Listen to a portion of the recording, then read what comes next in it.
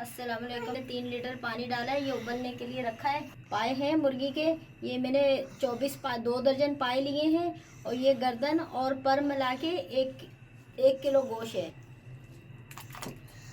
ये इस तरीके से जितनी मैल आएगी ऊपर इस तरीके से आप निकाल लीजिएगा। 2 इंच का अदरक का पीस है, 2 इंच का लहसुन की गट्ठी है और नॉर्मल सा मैंने प्याज लिए हैं। तीनों चीजें डाल दी। 400 ग्राम टमाटर है, ये डालेंगे।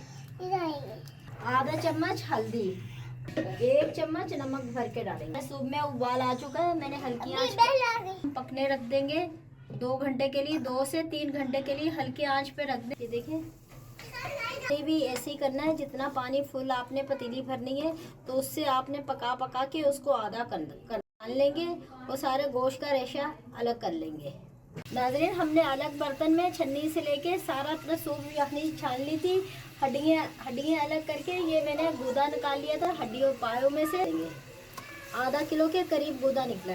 कितना इसमें आ गया, ये देखिए गूदा। अब हम चूल्हा बंद कर देंगे। मेरी वीडियो अच्छी लगे सब्सक्राइब कीजिएगा, शेयर कीजिएगा, लाइक कीजिएगा, आगे बढ़ाइएगा। एक नई वीडियो के साथ मिलेंगे। अल्लाह हाफिज़।